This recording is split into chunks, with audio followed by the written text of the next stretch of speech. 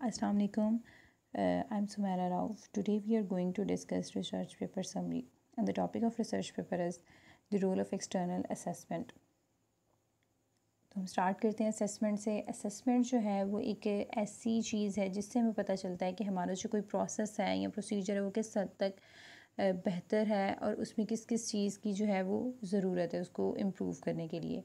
तो बेसिकली हम इस टॉपिक में ये देखेंगे कि जो हमारी लैब्स हैं, लेबॉर्ट्रीज़ हैं, टेस्टिंग लेबॉर्ट्रीज़, उनकी जो वर्किंग को हम किस तरह असेस कर सकते हैं और कौन कौन से फैक्टर ऐसे होते हैं कि जिनसे हम इनकी जो है एफिशिएंसी, टेस्टिंग एफिशिएंसी को और एक्यूरेसी को हम बढ़ा सकते हैं।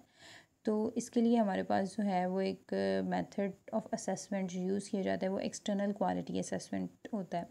दो तरह के हमारे पास मेथड्स होते हैं, एक एक्सटर्नल क्वालिटी असेसमेंट और एक इंटरनल क्वालिटी असेसमेंट। लेकिन यहाँ जो हमारा मेन फोकस है वो एक्सटर्नल क्वालिटी असेसमेंट से पे है। तो हम स्टार्ट करते हैं कि ये एक ऐसा प्रोफेशनल क्वालिटी एश्योरेंस एक्टिविटी है जिसमें मेडिकल लेबॉर्ट्रीज़ को असेस किया जाता है।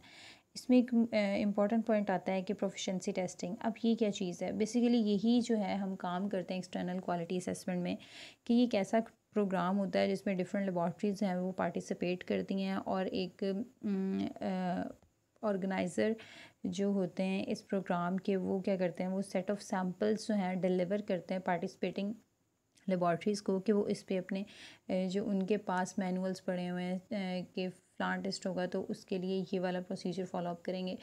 तो वो सारे उसको यूज़ करते हुए उन टेस्ट को उन सैम्पल्स को टेस्ट करते हैं और उसकी जो रिपोर्ट होती है सारी लैब्स जो हैं वो ऑर्गेनाइज़र जो होती है, प्रोग्राम ऑर्गेनाइजर्स होते हैं, उनको सबमिट करवाते हैं। तो बेसिकली हम इस चीज़ को यूज़ करते हैं। नेक्स्ट हम इसको देखते हैं कि ये किस तरह काम करता है। जी, तो इसमें जो सबसे इम्पोर्टेंट चीज़ होती है एक्सटर्नल क्वालिटी असेसमेंट या प्रोफिशिएंसी टेस्टिंग प्रोग्राम में क्या होता है कि हमारे पास सैम्पल्स जो होने चाहिए वो कंप्यूटेबल होने चाहिए। अब कंप्यूटेबल सैम्पल्स का क्या मतलब है कि वो जो पेशेंट सैंपल है ना, जैसे किसी भी लैब में अगर हम ब्लड टेस्ट करवाने चाहते हैं तो उसका एक प्रोसेस है सिंपल कि ब्लड टेस्टिंग किस तरह होगी। तो वो जो सैंपल होंगे, अगर ब्लड सैंपल होगा तो उसका प्रॉपर उसका पता है हमें कि ये किस तरह टेस्ट करेंगे। तो उनको हम ट्रीट करेंगे लाइक पेशेंट सैम्पल्स, उनको कोई स्पेशल प्रोटोकॉल्स नहीं दिए जाएंगे, मतलब उनको सेम एज़ जैसे पेशेंट सैम्पल यूज़ करते हैं वैसे ही हम उसको टेस्ट करेंगे। नेक्स्ट पॉइंट है हमारे पास रेफरेंस वैल्यूज़ आर ट्रेसेबल, कि जो हमें रेफरेंस वैल्यूज़ प्रोवाइड की गई हैं, हमें एक पूरा मैनुअल प्रोवाइड किया जाता है ऑर्गेनाइजेशन की तरफ से कि आपने ये जो है वो प्रोसीजर फॉलो करना है और इस तरह इसको करना है। उसके बाद हमें वैल्यूज़ दी जाती हैं कि अगर तो ये वैल्यू होंगी या इस लिमिट में आपकी वैल्यूज़ होंगी तो आपके रिजल्ट जो हैं वो ठीक हैं, आप सही काम कर रहे हैं, आपके जो वर्किंग एफिशिएंसी है, एक्यूरेसी है वो ठीक है। लेकिन अगर उससे डाउन हो या उससे बियॉन्ड द लिमिट हो तो फिर वो जो है हमारे लिए प्रॉब्लम, जितनी भी लैब्स होती हैं उनके लिए जिसके रिजल्ट्स हो उन लिमिट्स में ना आए तो वो प्रॉब्लम करते हैं फिर। नेक्स्ट हमारे पास है comparability with available peer groups is allowable, कि हमारे पास इसमें ये चीज़ होनी चाहिए कि जो बाकी लैब्स हैं पार्टिसिपेट कर रही हैं उनके साथ रिज़ल्ट को कंपेयर करना और डिस्कस करना और गाइड करना एक दूसरे को वो अलाउ होना चाहिए। सेकंड जो है जो फोर्थ वन पॉइंट है वो ये है कि ग्रुप्स जो है वो अप्रोप्रिएट होने चाहिए, मतलब बहुत बड़े ग्रुप्स नहीं होने चाहिए कि ज़्यादा डिस्टर्बेंस हो और बहुत छोटे ग्रुप्स नहीं होने चाहिए कि बंदा किसी से डिस्कस ना कर सके। नेक्स्ट जो है वो कह रहे both timelessness and usefulness of the report is granted, कि वो प्रॉपर जो हम उन्हें टाइम देना चाहिए रिपोर्ट बनाने के लिए और वो यूज़फुल भी होनी चाहिए रिपोर्ट, ये नहीं है कि जो आपका दिल किया उसको उठा के लिख दिया। नेक्स्ट हमारे पास सेकंड पॉइंट है कि ये बहुत ज़रूरी है कि आप कंसीडर करें इसकी ये लिमिटेशंस भी होती हैं, इस चीज़ को भी देखा जाए कि हर प्रोसेस की एक लिमिटेशंस भी होती हैं। कोई भी प्रोसेस जो 100% एक्यूरेसी के साथ काम नहीं कर सकता, तो ऑब्वियसली एक्सटर्नल क्वालिटी असेसमेंट की भी कुछ लिमिटेशंस हैं कि हम उन बाउंड्री लाइंस को क्रॉस नहीं कर सकते। जब हमें ये जो लिमिटेशंस होती हैं इनको ओवरकम करने के लिए या हमने देखना होता है कि हमारा एक्यूरेसी कितनी है, तो उसके लिए अगर हमें इंटरनल क्वालिटी असेसमेंट प्रोसेस को भी यूटिलाइज़ करना पड़े तो हम उसको देख सकते हैं अपनी एक्यूरेसी को बढ़ाने के लिए या अपनी प्रोफिशिएंसी को बढ़ाने के लिए। तो फिर हम इंटरनल क्वालिटी जो कंट्रोल सिस्टम है उसको भी हम यूज़ कर सकते हैं।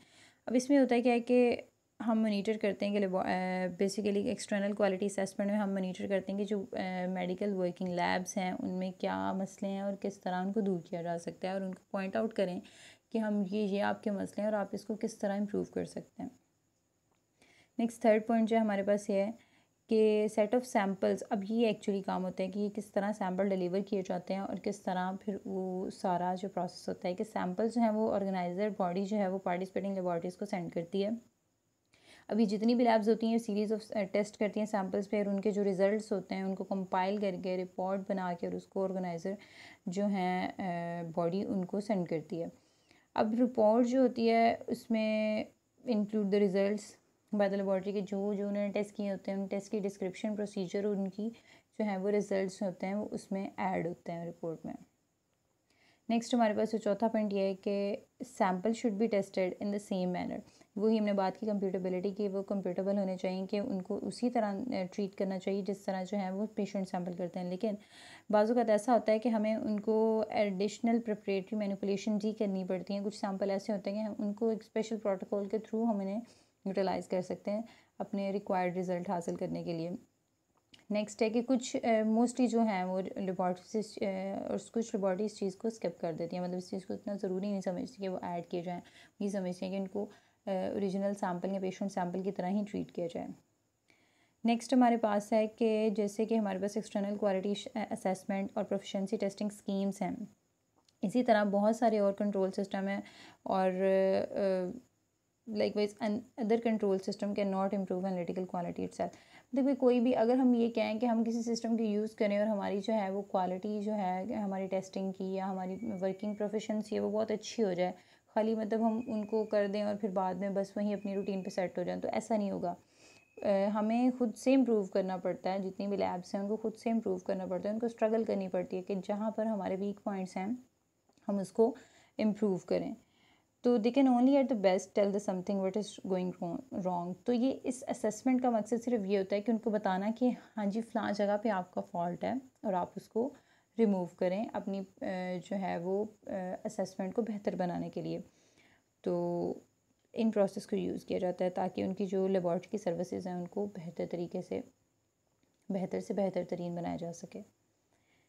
नेक्स्ट हमारे पास है कि बहुत सारी एफ़र्ट जो हैं की जा रही हैं इस सिलसिले में कि जो हमारे पास एक्सटर्नल क्वालिटी असेसमेंट और प्रोफिशिएंसी टेस्टिंग स्कीम्स हैं इनको अप्रोचेबल किया जाए, इनको जो है वो वेब फ्रेंडली किया जाए, क्योंकि अब हमें पता है कि सोशल मीडिया का दौर है और हर बंदा जो है वो प्रेफर करता है कि जितनी ईज़ हो उसको उतनी मतलब वो ईज़ के साथ काम करें।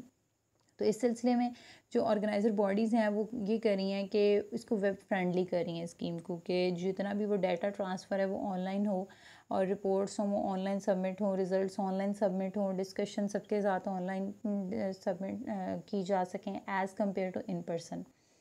तो ये जो है इससे एक और चीज़ होती है कि हमारा टाइम भी बचता है जो हम लगाते हैं भेजने के लिए, सैंपल भेजने के लिए, रिपोर्ट भेजने के लिए, और एक्सपेंसेस भी कम होते हैं और इस तरह हमारे पास जो चांसेस होते हैं रिस्क के कि हमारा जो डाटा है वो डिस्टर्ब हो या हमारे रिज़ल्ट्स जो हैं वो डिस्टर्ब हो ड्यूरिंग हैंडलिंग, ड्यूरिंग ट्रांसपोर्ट, वो भी रिड्यूस हो जाते हैं। नेक्स्ट हमारे पास इसका ये है कि इसका बेसिक यूज़ क्या है, इसको हम क्यों यूज़ करते हैं।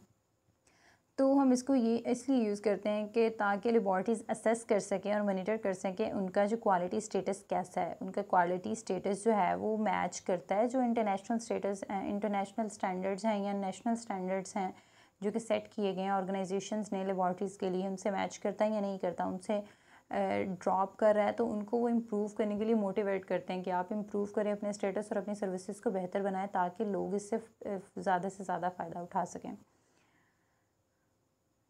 And this is the end. Thank you so much.